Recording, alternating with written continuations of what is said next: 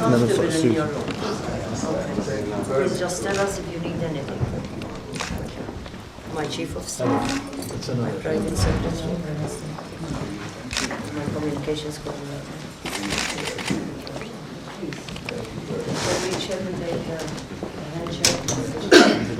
For a handshake photo, please.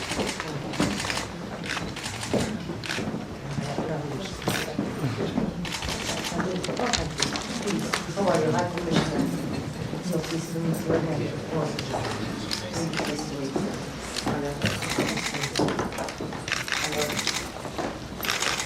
Good morning, everyone. Good morning. Good morning. Good morning. This will not be that reception.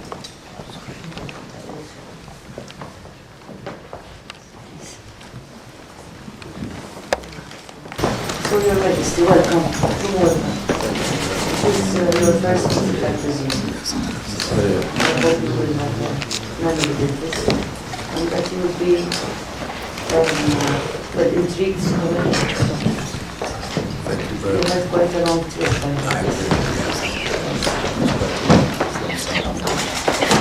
The tip of Africa South. Okay, so South Africa. The whole of Africa. Thank you very much for this invitation, actually. Just when you visited us, and then I said, you said, I hope you visit Malta. I didn't know it was going to be so early. When I received the invitation, I felt I was out of Ghana, and I said, Malta. The Excellency said I should visit. So whatever it is, I will do it. Your invitation. Wonderful. I will very pleased with you. And we are very much looking forward to find a collaboration with your cabinet. Because I think it is very important for connection. We believe that Ghana is a country of opportunity, a country that we can collaborate with. So we are looking forward really to find further collaboration, constructive collaboration, sustainable collaborations together for the benefit of both our peoples. Thank you very much, Excellency. In fact, the compliments about Ghana, not that I come from Ghana, but you know that Ghana is not only a beautiful country, but a stable country. In the midst of the whole of West Africa, I can say with pride that Ghana is just the only stable country that you can, with investing in also. And the human resource base is there, technology, the investing, everything is there. Good leadership, the president currently putting in policies that will assure the development of our country. So there's this sort of enthusiasm in Ghana now. Everybody looking forward to accelerated development due to the right policies that are being put into place. And therefore, we would always want to encourage friendly countries and friends to come in. We can assure you that every investment that is put into Ghana will be working hard to do that. I look forward also, like you said when we were there, to also further collaboration again in various areas: agriculture, education, finance. All those areas are areas that we think the two countries can collaborate. Malta is far advanced in financing schemes and all that, and we even remember the first lottery that came to Ghana was led by Malta. Much as lottery is doing well, we want to progress further. We don't want you to stay with just the lottery. We want to remember you with other collaborations which will go to the benefit of our countries. And even the hospital that will have is massive. Well, Your Majesty, we believe that there is much scope for us to explore all possibilities for potential collaboration. We believe in Ghana, we believe in the Ghanaians. We believe that this is a world where we can do much alone, so we can do a lot. Thank you. So whatever Thank you. So you will do your best. Especially when they saw that the president of Malta was a woman, they said, I hope I get some ideas from Ghanaian women. Yes. And there is something which is very familiar with my daughter. My daughter, some years ago, was reading from master's degree at Nottingham University. Nottingham. And she was sharing an apartment with the Ghanaian. Oh, Yes, they were reading psychology, organizational psychology, and she was so one of her close friends. Okay, they don't see each other much, but It's a Ghanaian girl. we will have to. It's my brother doesn't a few gifts as a memento for Grace.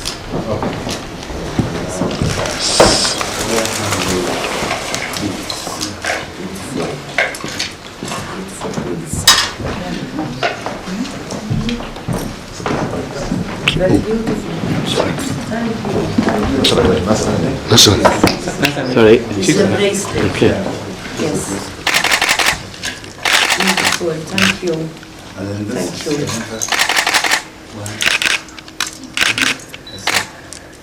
Thank you. How beautiful they are. Thank you so much. Thank you. Now your High Commissioner will tell you when I wear them. And the necklace. Dear, thank you. Thank you. So beautiful. It's not, I'm not done. Oh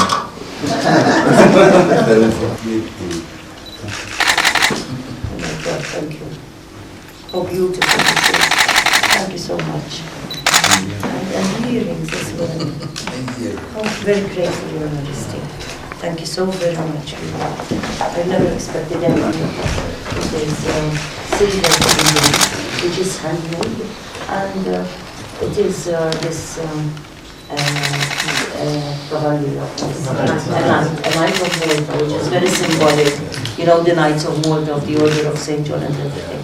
So this is a knight, which is handmade in silver. Thank you. And finally, Excellency, this is the book of the King's 13 days. Explains the regalia that is so many. I'd love to look at, because it was such a memorable occasion, really. Thank you. And it has the King's Yes. own. Thank you. I will treasure everything. Thank you so much. Thank you. Yes, Your Majesty, I will have to see you here. Very much thank you. Yes, wherever you like.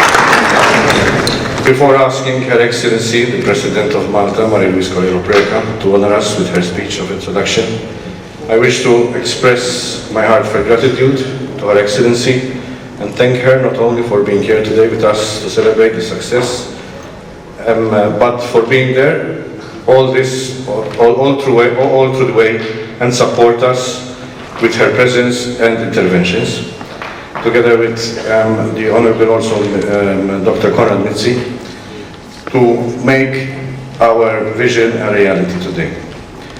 We would like to thank you for the support that you gave us, and in this way I'd like to ask you to join us on stage. Ladies and gentlemen, please welcome the President of Malta, Marie-Louise Colero-Preca.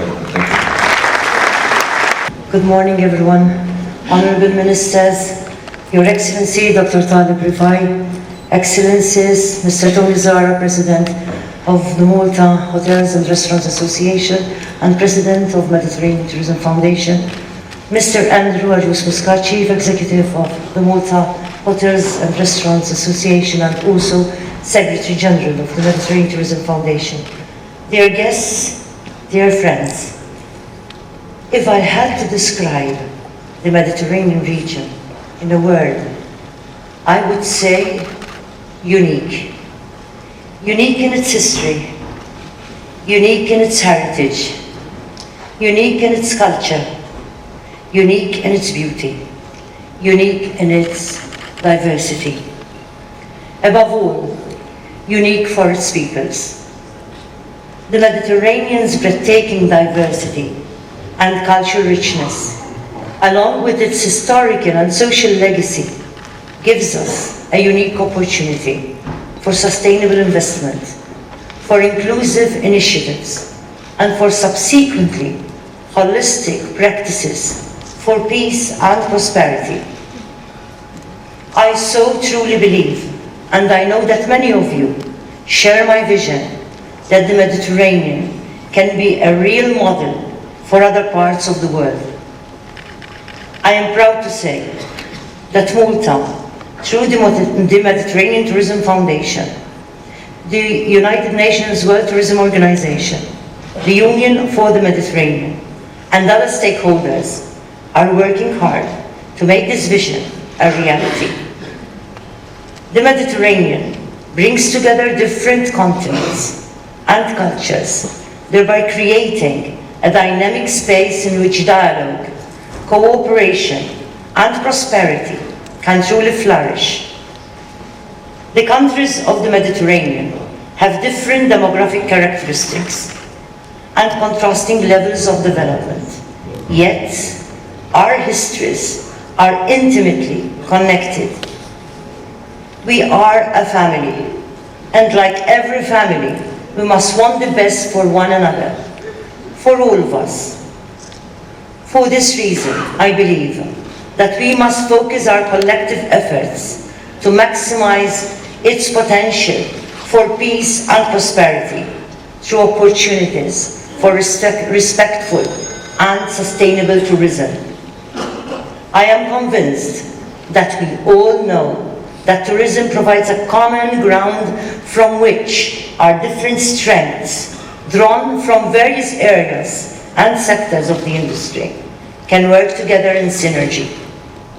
Tourism as an industry, probably more than other industries, is an essential contributor for strong, immediate socio-economic growth, job creation, and the safeguarding of our historical and environmental heritage.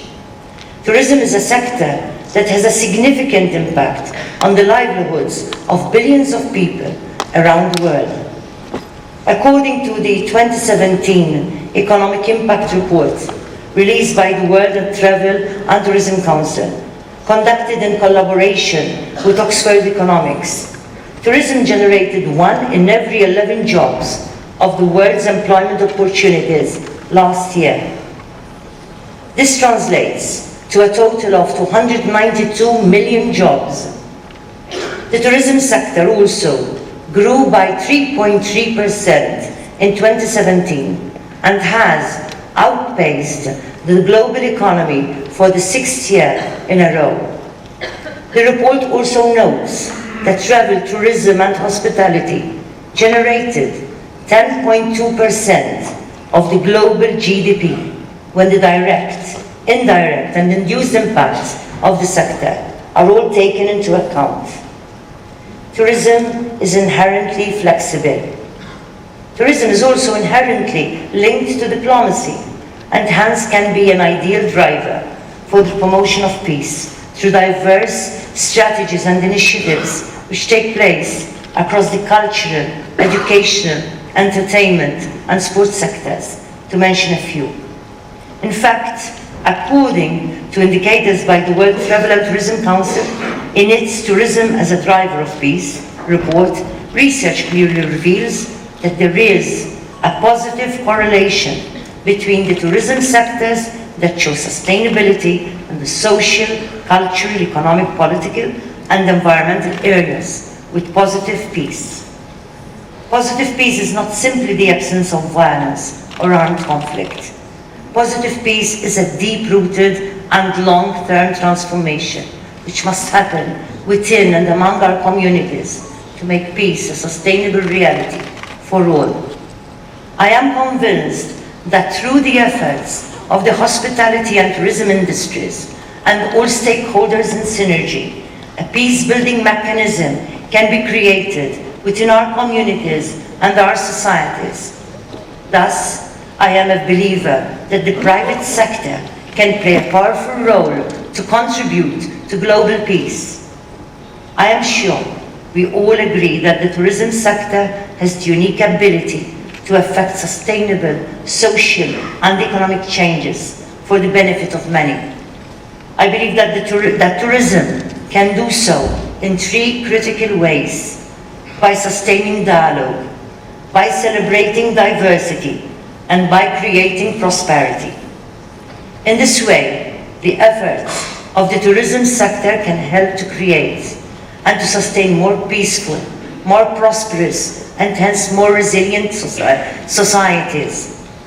As tourism grows and the sector flourishes, a whole host of opportunities and skills open up to our peoples. Some of these opportunities include language learning, business skills, and hospitality training, which become key components to develop a more competent, diversified, flexible, and competitive workforce. In this way, the lives of countless individuals and families and their communities and businesses stand to benefit from increased investment in the peace-building potential of tourism, which will definitely lead to sustainable prosperity. This fact is also underlined by the United Nations Agenda 2030 and its Sustainable Development Goals, in particular SDG number 8, which focuses on the importance of sustainable economies. SDG 8, Target 9, goes into more detail, whereby it states that by 2030 we must devise and implement policies that promote sustainable tourism while also creating jobs and promoting local culture and products. SDG 8 is putting pressure on all of us to be more innovative in our endeavors. The tourism sector also has the responsibility to respond effectively to the objectives of Sustainable Development Goals number 14 and number 15, which target the sustainable future of our oceans and landmass, respectively. As the tourism sector expands into new and more innovative territories, it must also keep the environmental well-being of our ecosystems at its heart. An environmentally responsible perspective will be of direct benefit to the tourism industry. In fact, entire communities and societies stand to benefit if we safeguard our global environmental heritage. Our environmental responsibility within the tourism sector is further emphasized by the report published last year by the United Nations World Bank Group, which is entitled The Potential of the Blue Economy in Tourism. This important report states that sustainable tourism can be part of the blue economy, promote conservation and sustainable use of marine environments and species, generate income for local communities, thus alleviating poverty, and maintain and respect local cultures, traditions, and heritage. A sustainable tourism industry is therefore a critical component to our global strategies to preserve healthy and sustainable life on this planet. I believe that long-term investment in the sustainable future of our planet and its sensitive ecosystems must be at the center of all our touristic endeavors to ensure a sustainable tourism industry. On concluding, let me reiterate my firm conviction, which I'm sure is shared by all of us, that tourism has the potential to be a key contributor for peace and prosperity in our nations. It is for all these reasons that the Mediterranean Tourism Foundation was set up with a vision to revitalize the efforts to transform the Mediterranean into an area of peace, cooperation, and prosperity by investing and promoting sustainable tourism growth across the region. Hence, I would like to encourage us all to work together to achieve these goals. Let us be innovative. Let us think outside the box of how we can collaborate on bilateral and regional levels for the benefit of our businesses and all of our peoples. Let me encourage all stakeholders within the tourism industry to lead by example, by encouraging dialogue, by creating opportunities for friendship, by celebrating diversity, by investing in our ecosystems, in our societies, and in our economies, and by promoting positive peace across our world. Please permit me to urge you all to endeavor arduously to make the tourism industry a true driver for solidarity, peace, and prosperity, for your benefit, for your families, and for all of humanity, now and in the future. I encourage you to be ambassadors of sustainable tourism for positive peace and for inclusive prosperity. Thank you.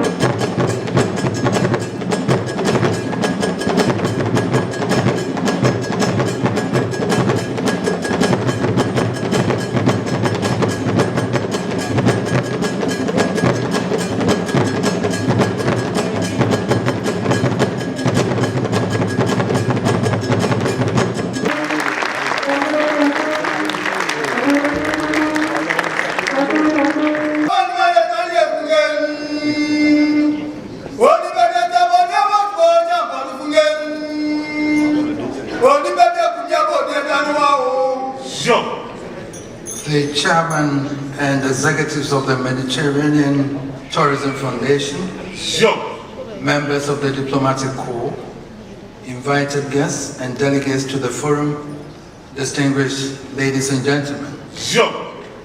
I bring you very sincere greetings from the President of Ghana, His Excellency Nana Addo Dankwa Akufo-Addo, and his government.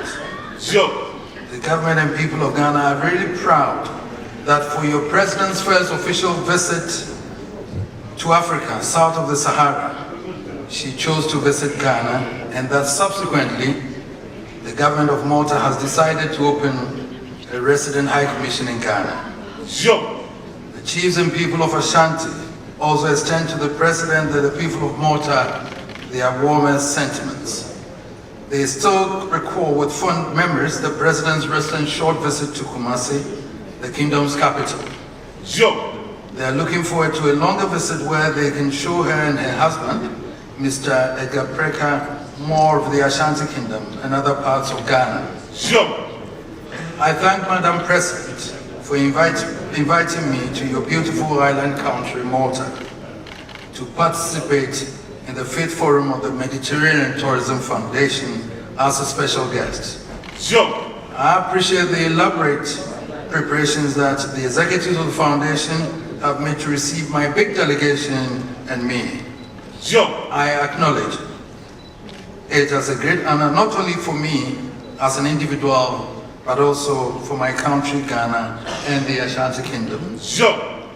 The theme for this 5th Forum, Mediterranean Blues, Beautiful Life Unites Everyone, resonates with me. In particular, I find the second part of the theme very intriguing. On a romantic island like Malta, beautiful life can mean many things.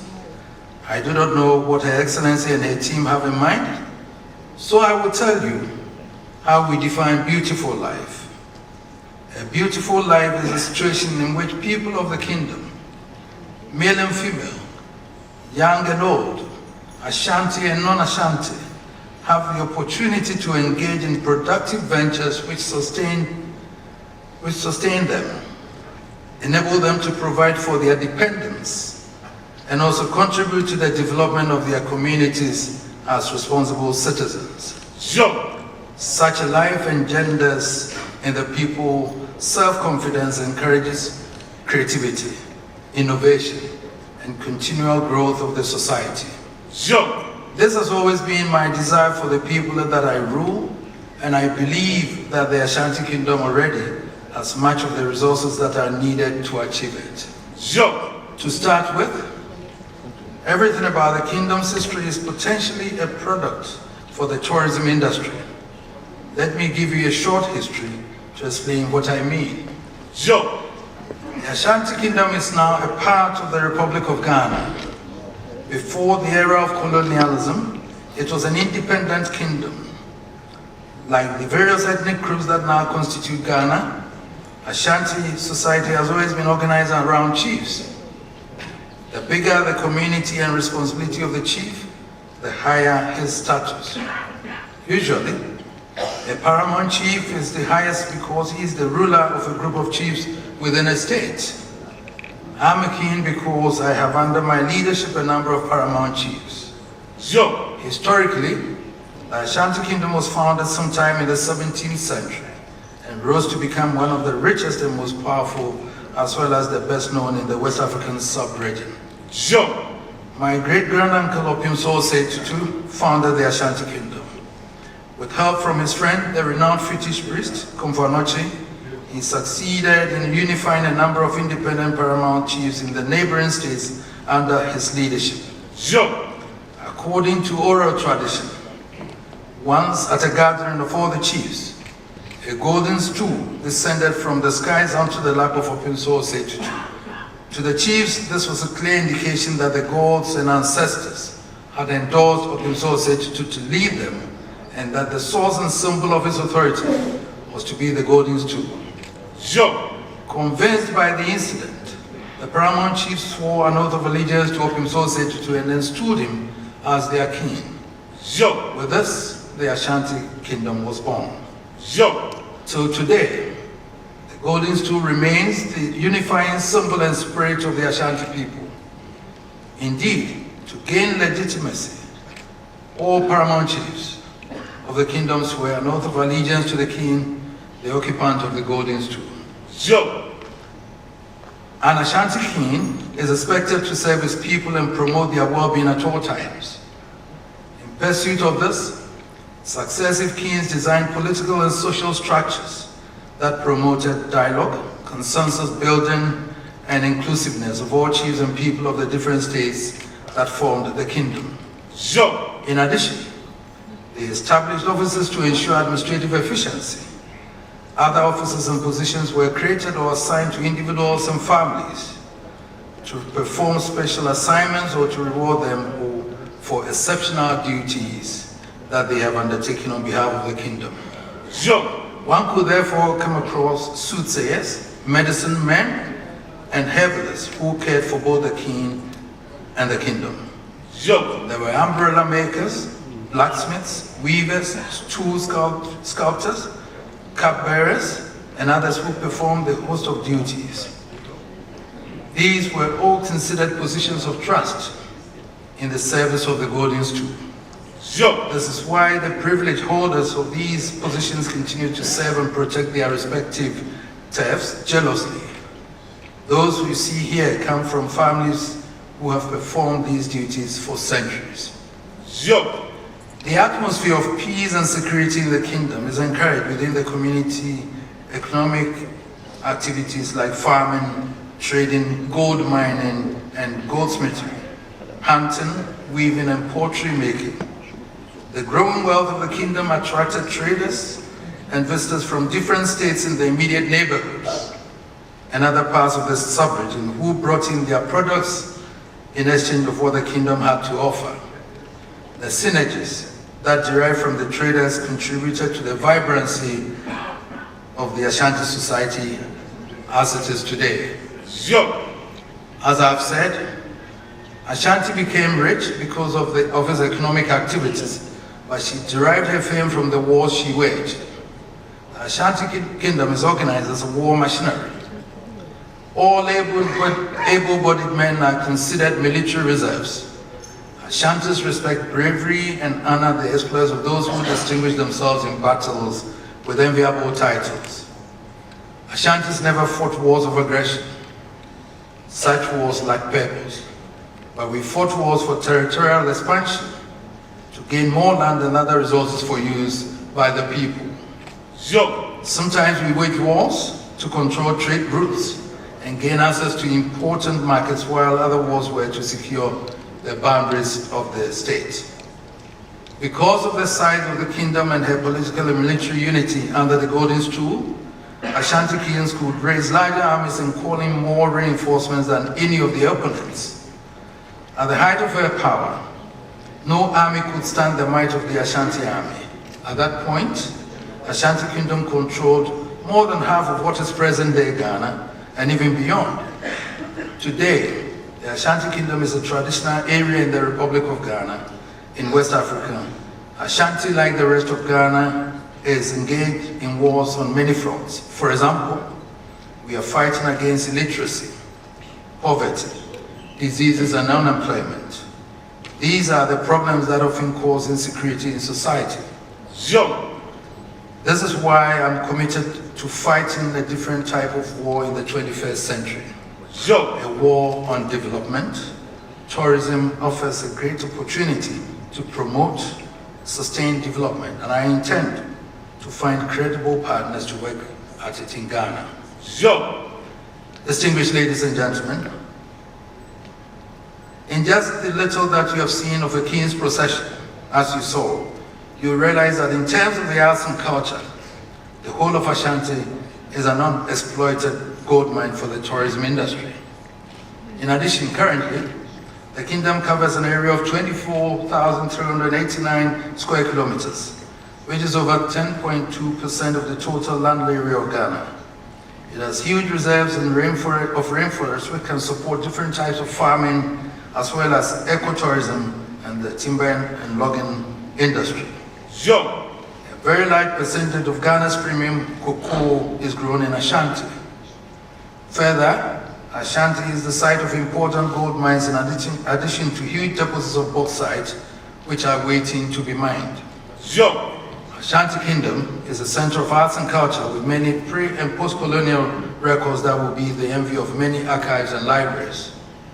The region currently holds the offices of the National Cultural Center and the National House of Chiefs. There are traditional industries for weaving, bead making, and poetry whose products are for both local consumption and export. One of the unique selling points is that Ghana is the most peaceful, stable, democratic state in West Africa. Besides, it is centrally located, making it a natural gateway to over 350 million strong West African markets. Its rich variety of fauna and the over 500 kilometers stretch of coastline makes it unique. Ghana also boasts of centuries-old castles and forts, some of which have been declared by UNESCO as World Heritage Sites. Further, the country has attractive cultural festivals all year round and very warm and friendly people. Clearly, all these attributes give Ghana an edge in the tourism offering in West Africa. What we need is investment to develop and package these different resources and the arts and culture into attractive products for the global tourism industry. To do this successfully, there will be the need for infrastructure in terms of hotels and restaurants, schools for education and training of personnel, road and air transportation, hospitals and clinics, in addition to the use of aggressive marketing strategies. To cap it all, the resources mentioned is the availability of a large pool of well-educated, young and vibrant workforce to support every worthwhile program and project. We are already seeking investors worldwide and we are ready to engage productively with Malta. You will now understand why I considered the invitation from Madam President proposing that I should consider the establishment of a chapter of the Mediterranean Tourism Foundation in Ghana, ultimately to cater for the whole West African sub-region very timely. The foundation has a wealth of experience and a wide network of experts which would make it a very worthy partner. The synergy of our effort will prove to be mutually beneficial to our respective countries. Above all, the ideas of peace, dialogue, and development that the foundation promotes are causes that I am committed to. I've read the background information that you sent me carefully, and I must admit that I'm highly impressed by the ground that you have covered in just 4 years. Topics that have been discussed at this year's forum, such as energy conservation, environmental sustainability, quality of human resource within the industry, technology, issues with funding, all point to the direction that the tourism industry should be taking now in order to get into a successful future. Obviously, a partnership with you will help us to move in the right direction from the onset. The executives of the Tourism Foundation having considered all this, I wish to thank you once again for asking me to initiate the establishment of a chapter of your foundation in Ghana, ultimately to cover the whole of West Africa. I'm deeply honored to accept the invitation. From here, let us constitute a technical team comprising members of our respective sites to work out the form that the West Africa chapter of the foundation should take to enable us to sign a memorandum of understanding in the months ahead.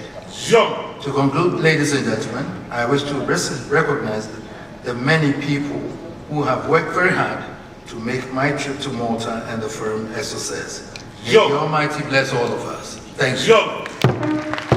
Thank you very much, Your Royal Majesty Otumfuo Osei Tutu, King Asante, King of Ghana. Your Majesty would like to present our President of the Mediterranean Tourism Foundation, Mr. Tony Zara, with a gift of the Mediterranean Tourism Foundation from His Royal Majesty Otumfuo Osei Tutu II, Asante King Ghana. This is called a Genie Asan, the ultimate of all designs. Wow. It's called a Genie Asan. May we have the liberty to adorn Mr. President with this and make him the king, a chief pro tempore. Very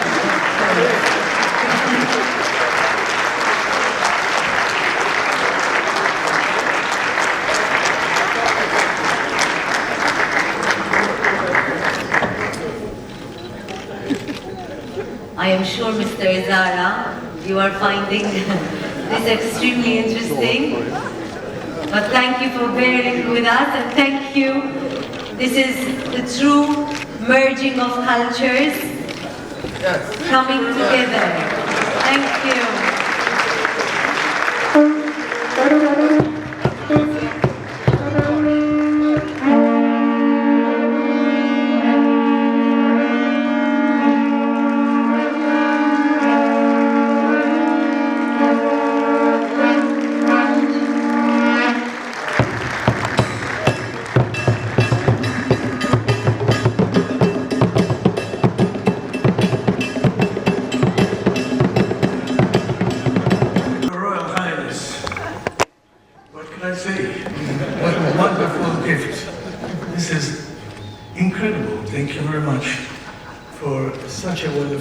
Thank you very much for making this afternoon so memorable.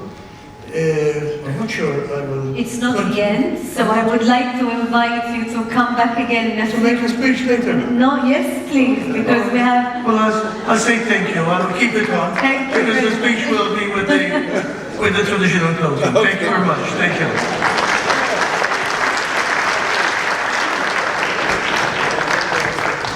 Thank you very much. Well, that certainly got every mobile in the room going. It was spectacular, and for us, truly memorable to witness such a unique cultural exposition of what we have seen today. All the way from Ghana to Malta, this is indeed a true honor and a pleasure. So thank you all for coming and giving us such a unique and memorable experience. Thank you.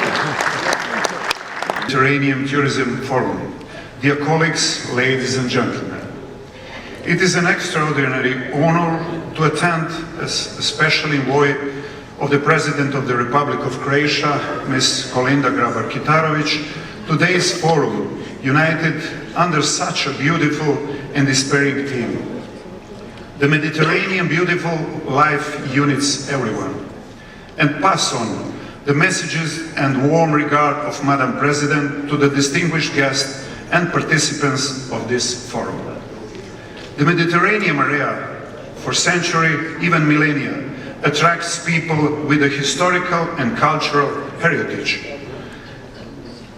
In addition, the geographic position and the pleasant climate, as well as the enogastro offer, create together an extraordinary potential, making it one of the most desirable tourism regional in the world. It is therefore no wonder that tourists from all over the globe wish to, at least once in their lifetime, visit the Mediterranean region. The number confirmed it. Close to 1/3 of international tourism were registered last year in this region with 342 million arrivals. Tourism is one of the fastest growing economic activities in the European Union.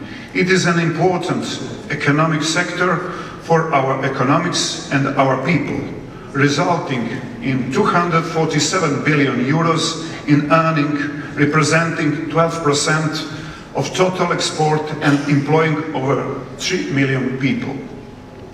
The forecast for 2018 predict even further growth. Being a horizontal sector, tourism often serves as a tool for the faster development of other sectors of economy and society, with huge impact on growth, development and job creation. Hence, tourism is rightly viewed as economic engine and one of the pillars of sustainable development. However, we also have to be aware that European tourism today is facing ever great challenges from political, economical to ecological. On behalf of Government of the Republic of Croatia, with the support of President of the Republic of Croatia, Ms. Kolinda Grabar-Kitarović, I have initiated the establishment of a single European fund and the working group for tourism within the institution of the European Union. It will enable easier use of the European fund both for tourism investment and for financing of sustainable development of tourism. Especially, it will be made easier the possibility of funding projects for raising the quality of hotel accommodation, reducing the impact of climate change, education, and for other areas important for future development of European tourism. This initiative is a good example of our possible joint action in the field of tourism. We should work together also on the other common goals, such as the preservation of our natural and cultural heritage of the region as its main attractors. The Mediterranean region has a chance to become a leading green tourism destination and an example of functioning intercultural dialogue, not only for tourists, but for its residents as well. We should make best use of new opportunity using smart and innovative approaches. To achieve this, we need people, our citizens, as they are not only service providers, but also very important storytellers, promoters of our history and values.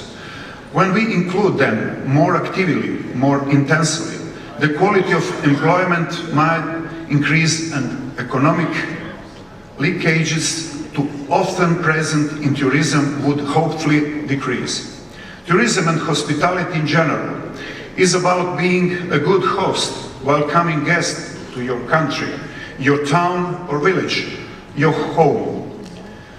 One of the factors the tourism sector would not have been so successful is the contribution of women.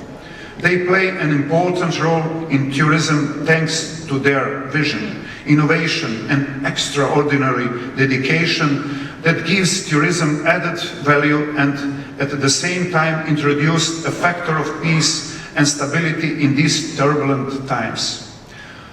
On the other hand, tourism enabled many women to enter the world of work, became entrepreneurs, sometimes to gain for the first time their economic independence.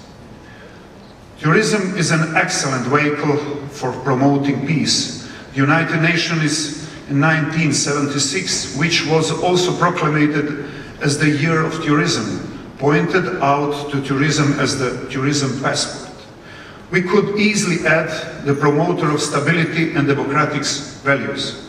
When people meet people, when people know each other, it's easier to make friends and foster close relation. And peace is what we need today.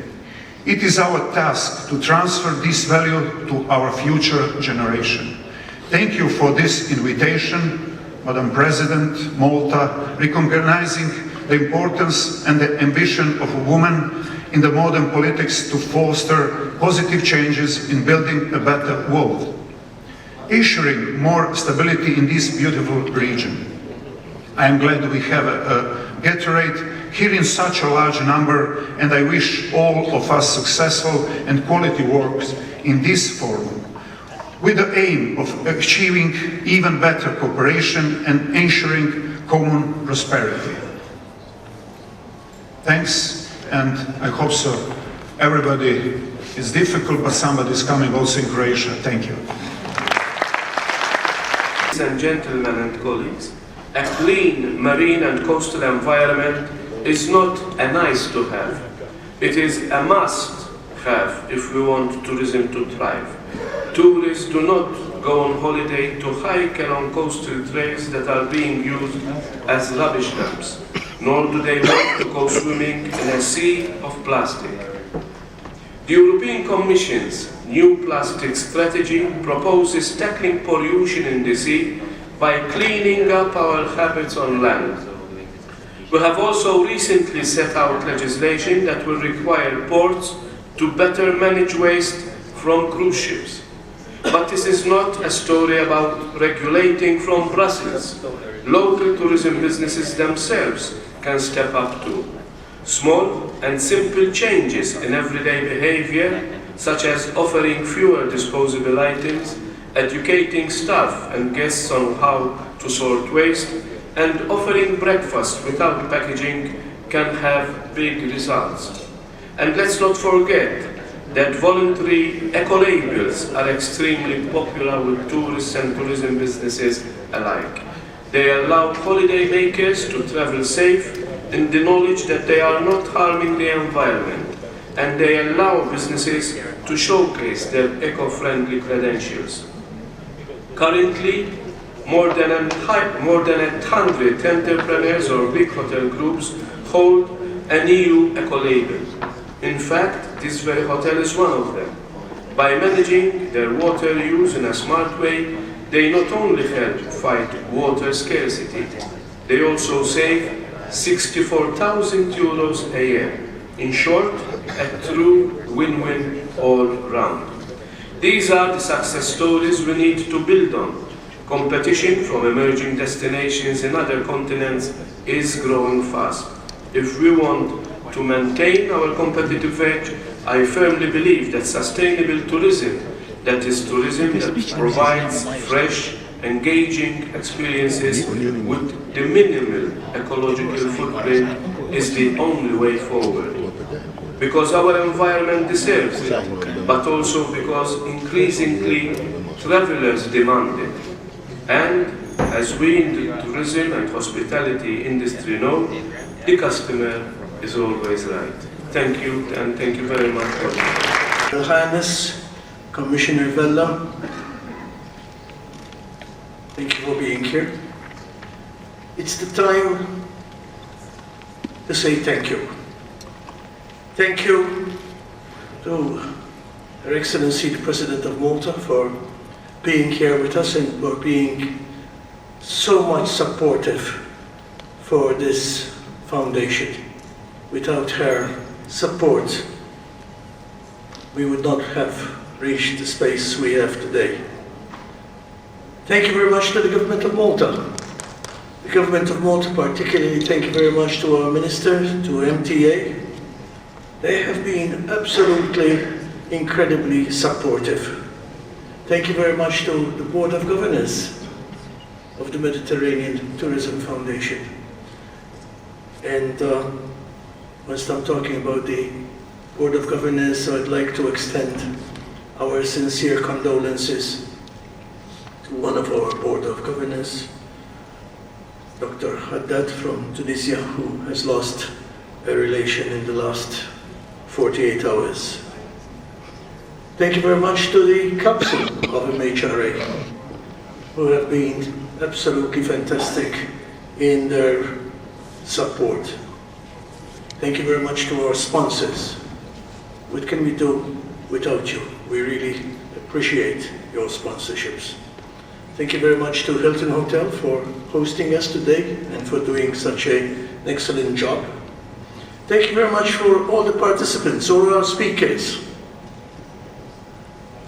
It has been a wonderful experience having you here. Thank you very much to all of you who have come. Without your participation, we can't have a forum of this magnitude and of this success. But, here's the but. We have to thank especially our Secretary General, Andrew Muscat, and his fabulous team, who have worked so hard over the last couple of months to make this such a big success. And I ask you to please give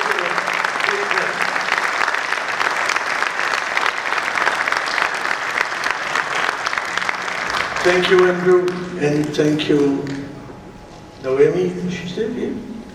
No? Yes? For allowing Andrew to be with us for so long all the time. Thank you very much. Thank you. We really appreciate that. Blue. Beautiful life unites everyone. What a wonderful idea. It really does unite everyone. And as I was sitting here, I was thinking about the tourism in particular and how it unites everybody, and the percolation. You know, Dr. Vella and myself are of the age that we remember the start of the tourism industry. And having your Majesty here, we'd like to share with you our experiences. If I may include you with me, Dr. Vella. I'm not sure whether you're the oldest or I'm the oldest, but let's say we're of a similar age. Malta started its tourism industry about 50 years ago, with very small beginnings, tiny beginnings. You know, and at the time, there were lots of people who made fun of the people that were in tourism. Well, you know, you're going to get 100,000 people. Because when it started out, it started with arrivals of 40,000 in a year. In a year. Well, there were people who had confidence in the future, and we all started with small beginnings. I know people who started making small souvenirs, and there were people who, like myself, bought one car, you know, and we started chauffeuring people around. You know.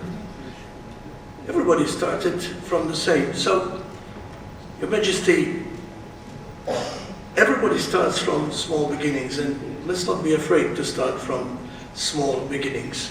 The tourism industry today in Malta is a fully mature industry.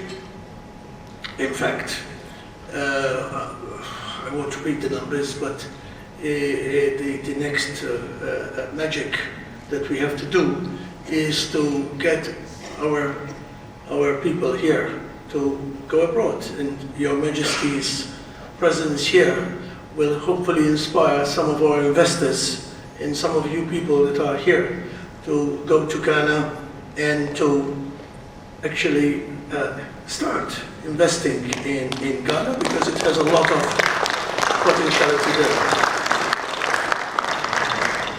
Moving forward from here, I think it's all about sustainability. This industry must recognize that to remain here, we must remain sustainable. In fact, one of our